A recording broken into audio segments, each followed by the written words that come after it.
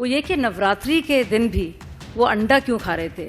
मुझे तो लगता था कि वो अंडे से परहेज़ करते हैं कि इतने दिनों में जब से वो जेल में है या हिरासत में है, न्यायिक हिरासत में, सिर्फ 2 ही दिन उन्होंने जेल का खाना खाया है।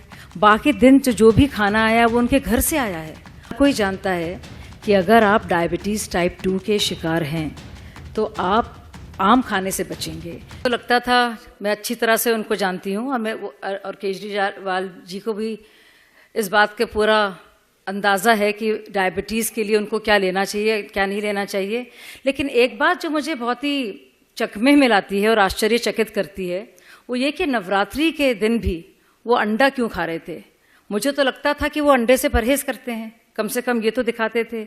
लेकिन क्योंकि ये मान्यता है कि नवरात्रि के दिन कम से कम मुझे लगता नहीं था कि वो अंडे का सेवन करेंगे, लेकिन ये बात सामने आई है। लेकिन इन सबसे बढ़कर ये, चलिए उनकी पर्सनल चॉइस हो सकती है कि वो अंडे का सेवन करना चाहेंगे नवरात्रि के दिन, ये उनकी अपनी मर्जी है।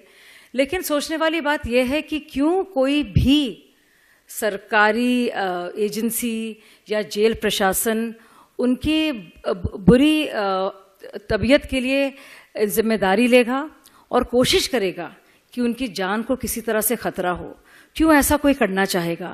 तो मुझे लगता है इस तरह के सनसनीखेज बयानों से बचने की ज़रूरत है।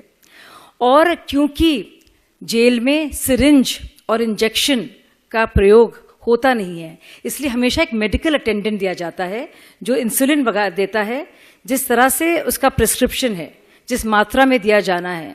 तो ये बात कहना कि इंसुलिन नहीं दिया गया है, ये पूरी तरह से गलत है, क्योंकि इस बात की तस्दीक की गई है और जेल प्रशासन की तरफ से ये बयान भी आया है।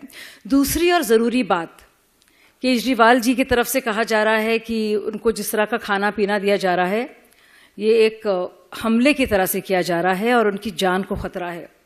आप खुद ही सोचिए कि इतने दिनों में जब से वो जेल में है या हिरासत में है, न्यायिक हिरासत में, सिर्फ 2 ही दिन उन्होंने जेल का खाना खाया है।